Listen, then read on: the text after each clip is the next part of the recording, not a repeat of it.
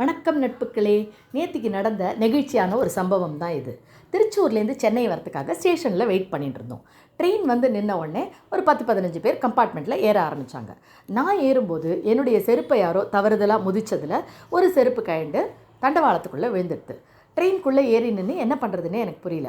அங்கே இருந்த அட்டெண்டர்கிட்ட ஏதாவது ஹெல்ப் பண்ண முடியுமா, இதை எடுக்க முடியுமான்னு கேட்டேன். இல்லைம்மா, ஒரு நிமிஷத்தில் வண்டி கிளம்பிடும், விட்டுருங்க அப்படின்ட்டார். சரின்னு என்ன பண்ணேன், என்கிட்ட இருந்த அந்த இன்னொரு செருப்பையும் பிளாட்ஃபார்மில் போட்டுட்டு கம்பார்ட்மெண்ட்குள்ளே என்டர் பண்ணேன். அப்போ சாரி ஆண்டின்னு ஒரு வாய்ஸ் கேட்டுது. யாருன்னு அவங்க ஃபேஸை கூட நான் பார்க்கல.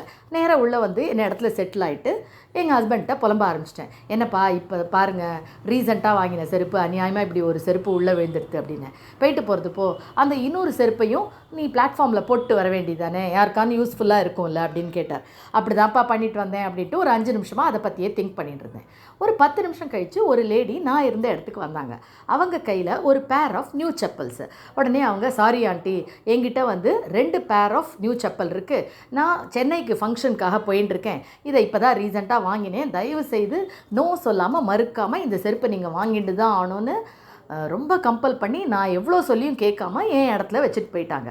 ஆச்சரியமாக என்னோட பர்ஃபெக்ட் சைஸ் வேறு.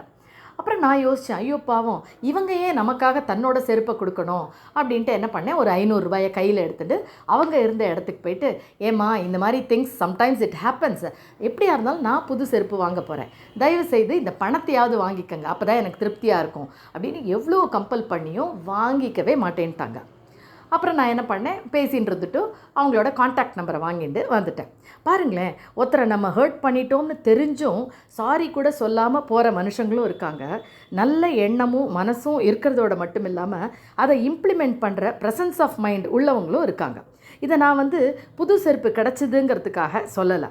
அவங்களோட நல்ல மனசும் நல்ல எண்ணமும் என்னை ரொம்பவே நெகிழ வச்சுது. காலம்தான் எவ்வளவு சுவாரஸ்யமான நிகழ்வுகளை நமக்கு நடத்துதில்லை.